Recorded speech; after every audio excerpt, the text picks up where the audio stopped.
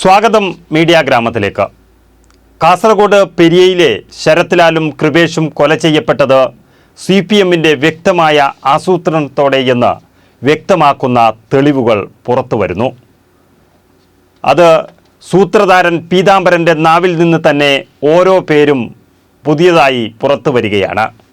അതേസമയം ഇരട്ട കൊലപാതക കേസ് CBI അന്വേഷിക്കണം, ഗൂഢാലോചന പുറത്തു കൊണ്ടുവരണം എന്ന മാതാപിതാക്കളുടെ ആവശ്യം ഏറ്റെടുത്തുകൊണ്ട് കാസർഗോഡ് ജില്ലാ കോൺഗ്രസ് കമ്മിറ്റി നടത്തുന്ന 48 മണിക്കൂർ ഉപവാസം നാട് ഇതുവരെ കണ്ടതിൽ വെച്ച് ജനസാന്നിധ്യം കൊണ്ട് ശ്രദ്ധ നേടി.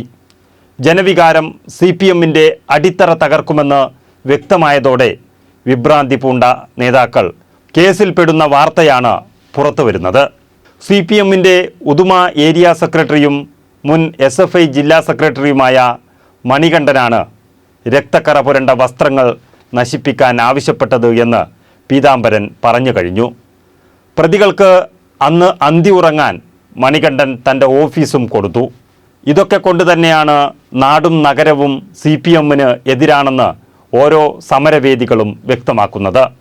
ദിവസം തോറും CPMന്റെ ഉത്തരവാദപ്പെട്ട നേതാക്കന്മാരുടെ പേരിൽ വ്യക്തമായ തെളിവുകൾ പുറത്തു വരുമ്പോൾ MLAയും മുൻ MLAയും സംശയത്തിൻ്റെ മുൾമുനയിൽ നിൽക്കുമ്പോൾ പോലീസിന് അന്വേഷിച്ച് പ്രതികളെ പിടിക്കാൻ കഴിഞ്ഞിട്ടില്ല എന്ന നാണക്കേട് കേരള പോലീസിന് ഏറ്റവും വലിയ കളങ്കമാണ് വരുത്തിവച്ചിരിക്കുന്നത്. കൊലപാതകം നടന്ന ദിവസം CPMക്കാരായ പരിസരവാസികൾ പ്രദേശത്ത് ഇല്ലാഞ്ഞതും മറ്റ് സൂത്രധാരന്മാരായ വത്സനെയും ശാസ്ത ഗംഗാധരനെയും ചോദ്യം ചെയ്യാതിരിക്കുന്നതും ഒരു CITUകാരൻ്റെ പങ്ക് അന്വേഷിക്കാതിരിക്കുന്നതും CPMന്റെ ഉന്നത സമ്മർദ്ദം കൊണ്ട് എന്ന് വ്യക്തമാണ്. പീതാംബരൻ മാത്രമേ പാർട്ടിക്ക് പുറത്താക്കിയിട്ടുള്ളൂ. കുടുംബത്തിന് പാർട്ടിയുടെ പൂർണ്ണ സംരക്ഷണമാണ് വാഗ്ദാനം നൽകിയിരിക്കുന്നത്. അവസാനം കല്ലിയോട്ട് കണ്ണാടിപ്പാറയിൽ ഉപേക്ഷിച്ച 2 കാറുകൾ കണ്ടെത്തി. ഇതിനെക്കുറിച്ചും അന്വേഷണമില്ല. പോലീസിൽ നിന്നും ക്രൈംബ്രാഞ്ചിലേക്ക് മാറ്റിയിട്ടും MLAയും മുൻ MLAയും ഏരിയ സെക്രട്ടറിയും ഉൾപ്പെട്ടു എന്ന് കാസർഗോട്ടെ മുഴുവൻ ജനങ്ങളും വിശ്വസിക്കുന്ന ഒരു കേസിൽ ഒരു അന്വേഷണ പുരോഗതിയും ഇല്ലാത്തതാണ് CBI അന്വേഷണം എന്ന ആവശ്യത്തിലേക്ക് കുടുംബങ്ങളും പാർട്ടിയും എത്തിച്ചേർന്നത്. DCCയുടെ ഉപവാസ പന്തലിൽ എത്തി കൊല്ലപ്പെട്ട യുവാക്കളുടെ പിതാക്കന്മാർ നീതി കിട്ടുന്നതുവരെ പോരാടുമെന്ന് പ്രഖ്യാപിച്ചു കഴിഞ്ഞു.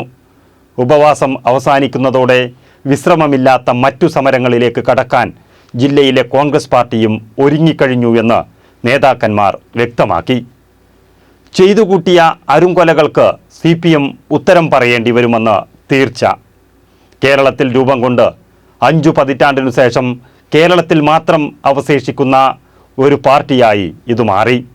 അക്രമരാഷ്ട്രീയത്തിന് ഈ പാർട്ടി വലിയ വില നൽകാൻ സമയമായി എന്നതാണ് യാഥാർത്ഥ്യം.